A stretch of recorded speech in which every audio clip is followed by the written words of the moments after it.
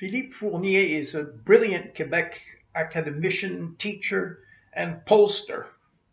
He's not himself. He doesn't take polls himself. What he does, which is original, is that he takes the sum of other institutions taking polls and he weighs them up. For example, if institution A has a better track record of the last 5 elections of calling them than institution B, he will give more weight to A. But he puts them all together and then comes up with his own conclusions. And he's had a great deal of success. That's undeniable.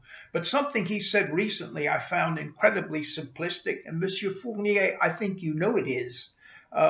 He said in analyzing the present situation, look, Trudeau has been 10 years in power.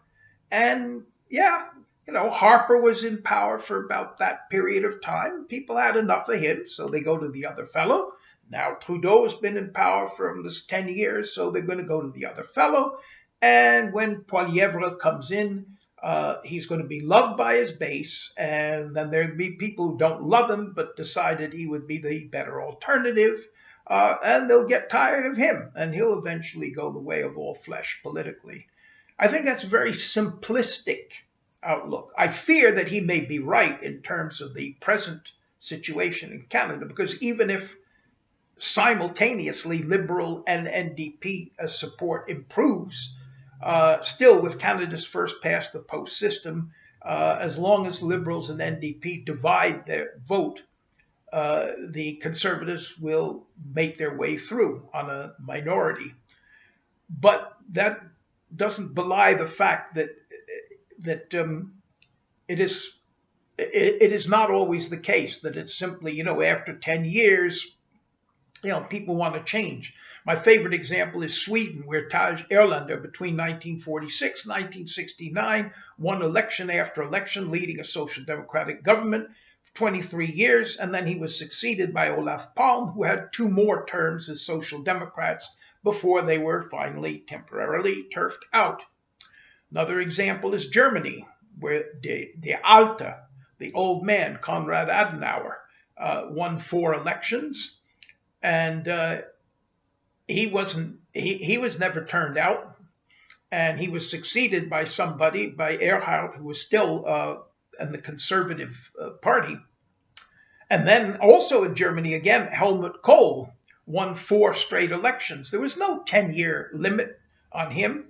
He fell when he tried to win the 5th election.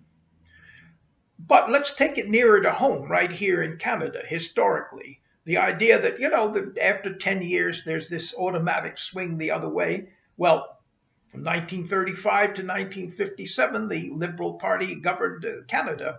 Mackenzie King won 3 consecutive elections and was 13 years in power when he voluntarily stepped down, and then was succeeded by Louis Saint Laurent, who won 2 more elections for the Liberals. So for 22 years, apparently not enough Canadians tired of the long Liberal reign.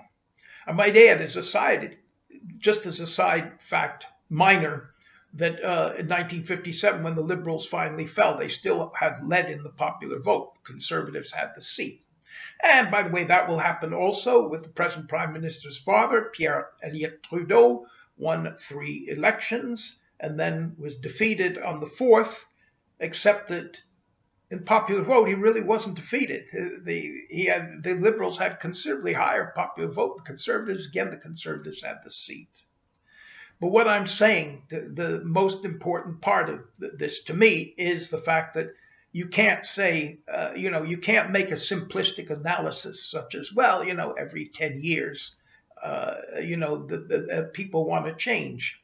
And Monsieur Fournier, I'm a great admirer of your studies on this and your success.